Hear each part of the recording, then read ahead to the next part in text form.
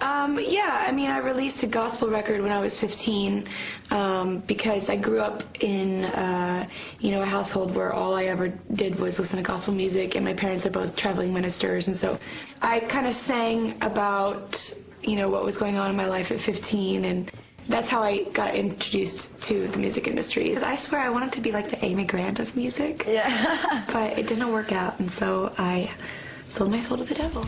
You're still out here doing these songs, you're still on tour. I do, but I don't take it for granted. Why do you still do it? Why are you still out here? Well, it goes back to the destiny thing. I made a bargain with it, a long time ago, and I'm holding up my end. What was your bargain? To get where I am now. Should I ask who you made the bargain with? with the chief commander. On this earth? And this earth, and then in the world we can't see. Bob Dylan has been nominated. I wanted to do a very quick video on what celebrities mean when they say that they've sold their soul. And it's a very specific choice of words, and it comes out of a lot of celebrities, right? We hear it a lot. It's a cliche. And two really good examples I can think of are Bob Dylan and, more recently, Katy Perry. And Katy Perry claims that she started out as a gospel singer and that she was raised in a very faithful Orthodox household and that she wasn't making any money at it. She'll freely admit that. And so she sold her soul to the devil. She'll use those specific words. And a big part of my channel is getting celebrities to admit exactly what that means and to stop speaking in metaphor and to stop trying to hide what that really means.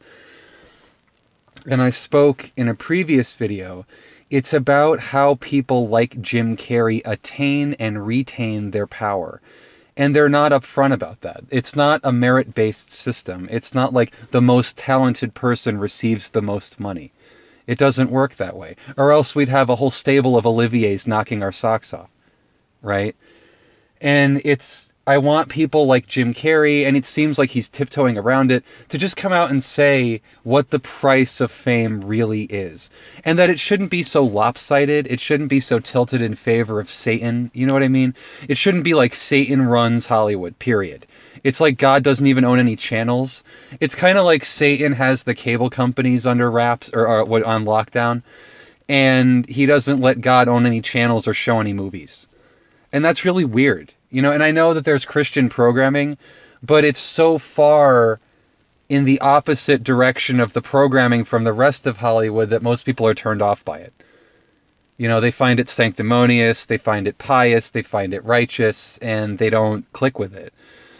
So it's not like there's really any counter-programming to the Hollywood beast system, as someone like Pockets of the Future would put it. Like, the Hollywood beast system has no counter-programming within it. And I just want them to come forward as to why. I want them to come out and say, this is, if you thought you could get famous without selling your soul, this is why you can't.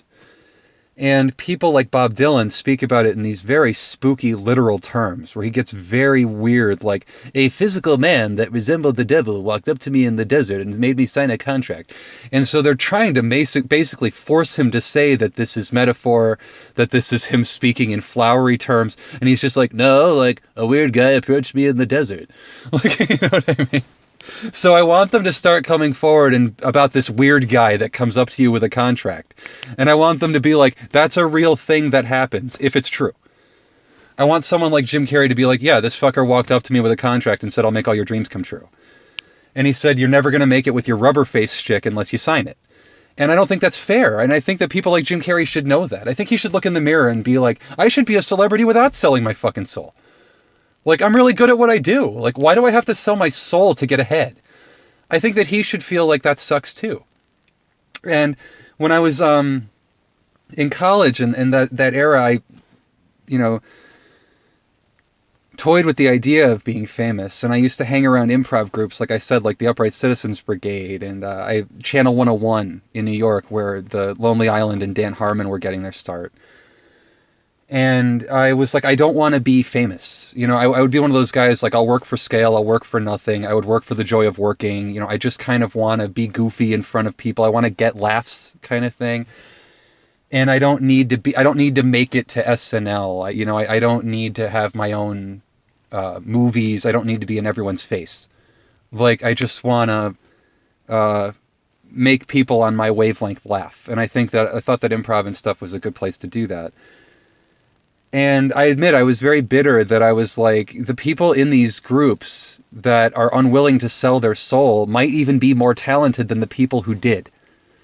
There might be talent out there that's way more awesome, I guess is the right word, but you'll never know because they didn't sell their soul to put themselves in your face all the time. And I just want celebrities to finally come forward and say, this is exactly, literally what I meant by the words selling my soul.